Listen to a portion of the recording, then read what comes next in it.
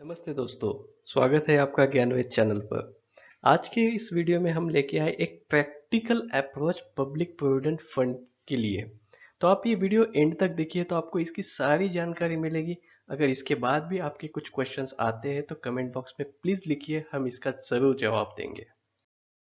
किसी ने channel first time visit किया है तो प्लीज सब्सक्राइब कीजिए, लाइक कीजिए, शेयर कीजिए, बेल आइकॉन दबाना मत भूलिए, तो आपको सारे नोटिफिकेशंस आते रहेंगे और हम आपके लिए नए नए इन्वेस्टमेंट रिलेटेड वीडियोस लेके आएंगे।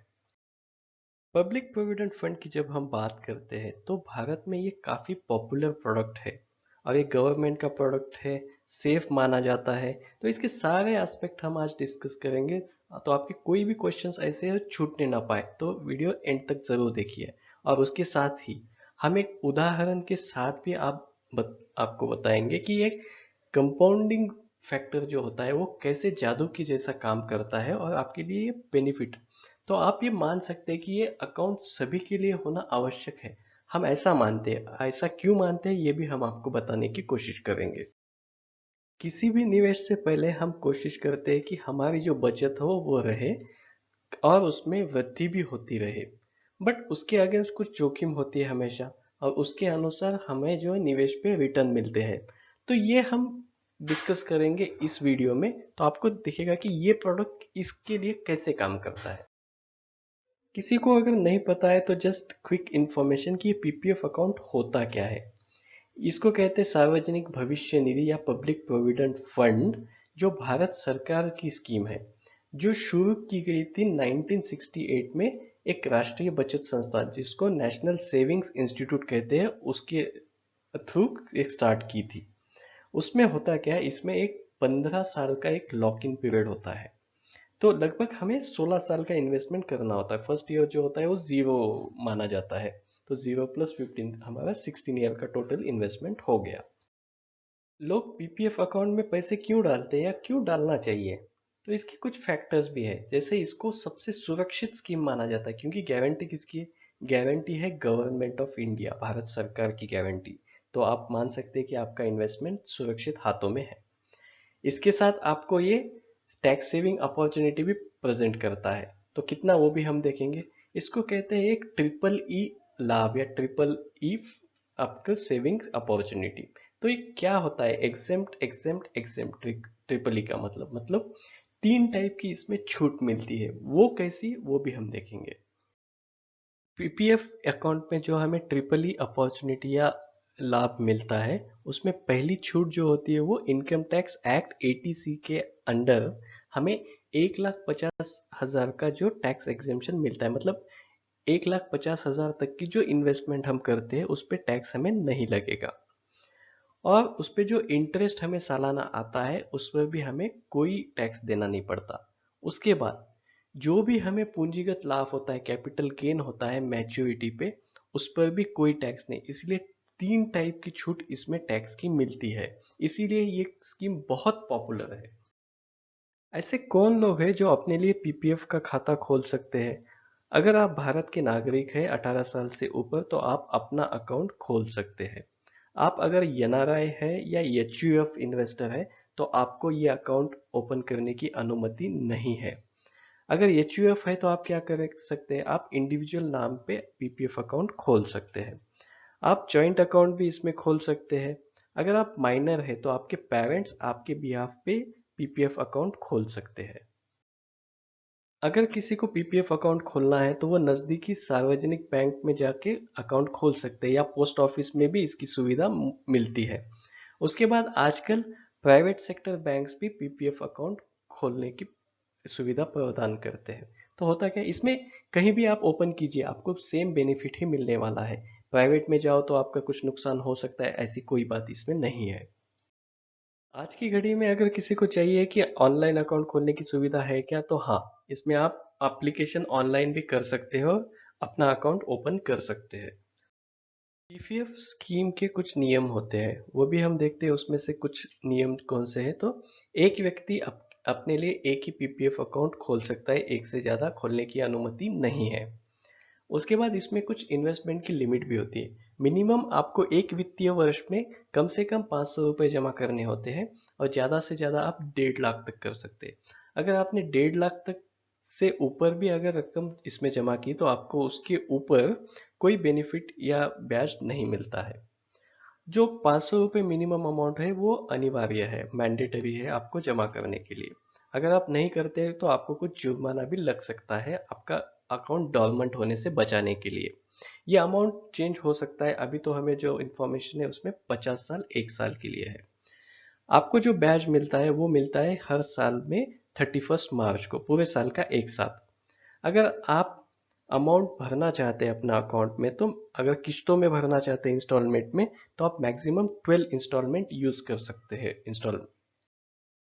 पीपीएफ अकाउंट में अगर जमा करना है अमाउंट तो आप नगद भर सकते हैं, उसमें चेक से अमाउंट भर सकते हैं, डिमांड ड्राफ्ट से दे सकते हैं, या फिर ऑनलाइन भी ट्रांसफर करने की सुविधा इस अकाउंट में होती है।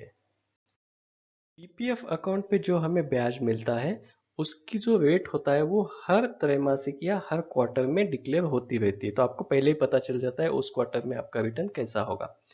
जो कैलकुलेशन होता है ब्याज का वो हर मंथ के लिए होता है, बट वो आपको मिलता है सिर्फ 31 मार्च को, तो आपको एवरी मंथ आपके पासबुक में कोई एंट्री नहीं मिलेगी उसकी।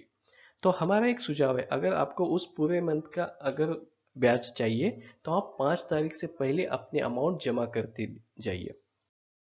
अगर किसी को जरूरत पड़ी या किसी को पीपीएफ अकाउंट समय से पहले बंद करना है 15 साल से पहले, तो ये हो सकता है क्या? तो काफी कुछ ऑप्शंस तो इसमें नहीं है, बट जो भी कंडीशंस है वो हम आपको बता देते हैं कि 5 साल के बाद इसमें एक अपॉर्चुनिटी होती है बंद करने की। बट वो कब?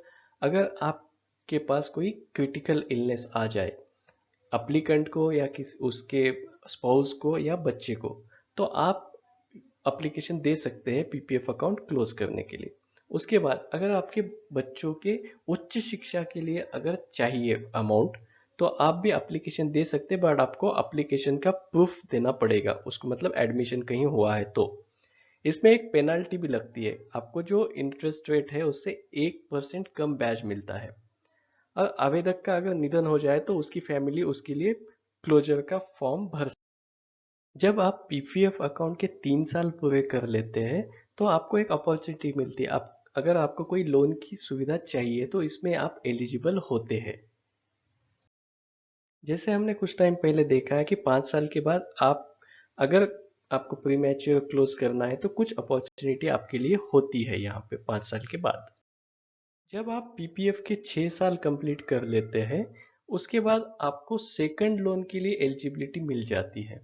वह उसके लिए कंडीशन है कि अगर आपने पहला लोन लिया है 3 साल के बाद तो उसको पहले बंद कराना पड़ता है, उसके बाद आप एलिजिबल होते हैं दूसरे लोन के लिए। आपको अगर पार्शियल विड्रॉल करना है तो वो भी आप 6 साल के बाद कर सकते हैं। पिछले साल के मतलब पिछले वित्तीय वर्ष के एंड में आपका जितना भी बैलेंस हो उसके 50% आप विड्रॉ कर सकते हैं, और ये विड्रॉल एक वित्तीय वर्ष में एक ही बार कर सकते, एक से ज़्यादा बार नहीं कर सकते।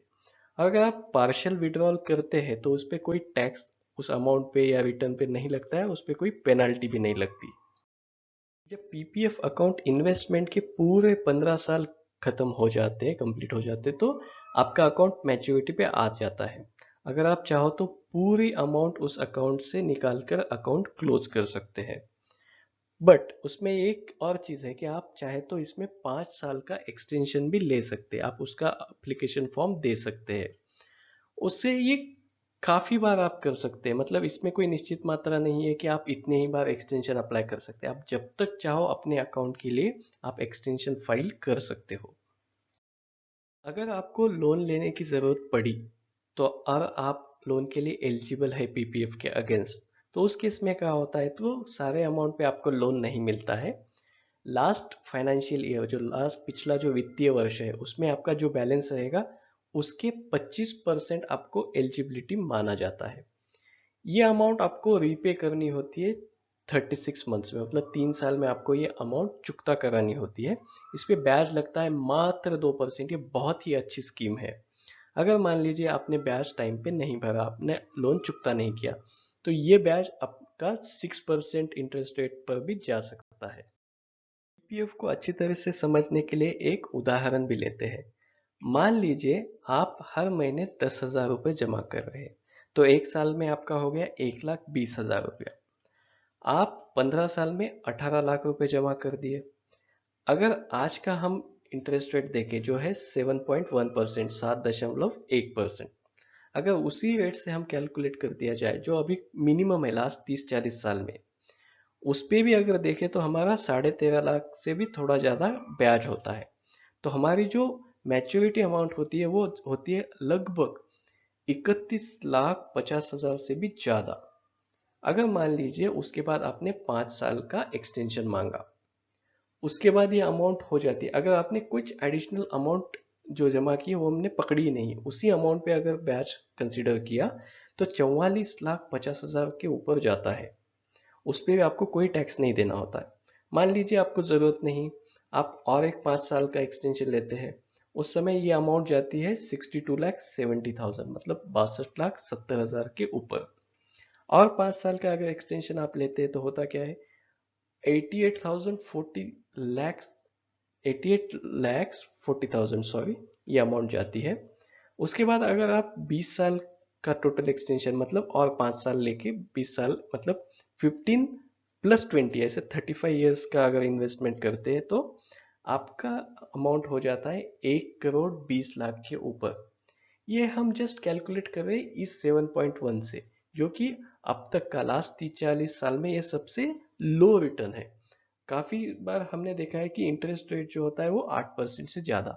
उस समय क्या होता है, आपकी जो राशि होती है मैच्योरिटी अमाउंट ये इससे भी कहीं ज्यादा होती है। अगर मान लीजिए आपके पास पीपीएफ खाता है या खोलने की आप कोशिश कर रहे हैं, तो कुछ फैक्टर अगर आप ध्यान में रखेंगे तो आपके लिए फायदा होता है। आप जितनी जल्दी अकाउंट ओपन कर सकते हैं कीजिए। जैसे आप कमाई करना शुरू कर दिया तो उस एज से आप 20-25 साल के होंगे, तब से आप स्टार्ट कर दीजिए। और अगर आप एक्सटेंशन लेते रहेंगे तो आपके रिटायरमेंट तक आप अच्छी खासी अमाउंट आप जमा कर सकते हैं और उस पर टैक्स कुछ नहीं लगेगा। तो आप जैसे जैसे आपकी इनकम बढ़ती जाए आप बचत की योजना बनाते रहिए उसमें, और हर साल अपना पासबुक अपडेट करते रहिए, मतलब आपको पता रहेगा कि आपके अकाउंट में कितना बैलेंस है। अपना नामांकन भी टाइम टू टाइम अपडेट करते रहे। ब्याज दर कितना आ रहा है, गवर्नमेंट ने कितना डिक्लेयर किया है वो भी आप देखते रहे। और अगर आपके पास टाइम है, आपको पैसे नहीं चाहिए, तो एक्सटेंशन के लिए ज़रूर अप्लाई कीजिए, तो आपको एक बहुत अच्छा बेनिफिट मिलेगा। हमने देखा कि अगर आप मान लीजिए कि 15 साल के बाद अपने अमाउंट निकाल लिए और कहीं और इन्वेस्ट की, तो आपके उसके कैपिटल गेन पे आपको काफ़ी सारा टैक्स देना पड़ सकता है।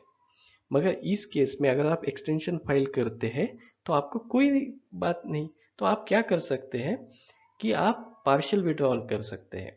तो पार्शियल विड्रॉल से होगा कि आपको जो पार्शियल विड्रॉल होगा उस पर भी कोई टैक्स नहीं लगता है या कोई पेनल्टी नहीं लगती। बाकी अमाउंट आप रख दीजिए, उसको एक्सटेंड कर दीजिए। इस तरीके से आप इसका प्रॉफिट जो है वो बढ़ाते रह सकते हैं। उसके बाद हमेशा आप इसके नियमों में कुछ बदलाव हुआ है क्या ये भी चेक करते रहिए। इससे क्या होगा, आपको जो रिसेंट रूल्स है उसकी इंफॉर्मेशन आपको मिलती रहेगी, आपको पता रहेगा कि आपकी इन्वेस्टमेंट किस दिशा। इसके लिए हमने क्या किया है, जो नेशनल सेविंग्स इंस्टीट्यूट है उसकी वेबसाइट से कुछ लिंक्स लिए जो डिस्क्रिप्शन बॉक्स में भी है। आपको अगर चाहिए कुछ इन्फॉर्मेशन, ये एग्जैक्टली स्कीम कैसी है, इसके फॉर्म्स कैसे डाउनलोड किए जाए, इसके पिछले ब्याज दर कैसे थे या डिक्लेयर्ड ब्याज दर कैसे है, ये भी आप टाइम टू टाइम चेक कर सकते हैं। कुछ क्वेश्चंस हैं तो वो भी आप हमको। तो हमारा ज्ञानवेद चैनल जो है आपके लिए ऐसे ही नए नए इन्वेस्टमेंट के रिलेटेड वीडियोस लेके आएगा। आप में उसके कौन से फायदे नुकसान हो सकते हैं ये भी हम टाइम टू टाइम बताते रहेंगे। तो इसके लिए आप सब्सक्राइब कीजिए, लाइक कीजिए, शेयर कीजिए, तो आपके साथ आपके दोस्तों का भी फायदा होगा।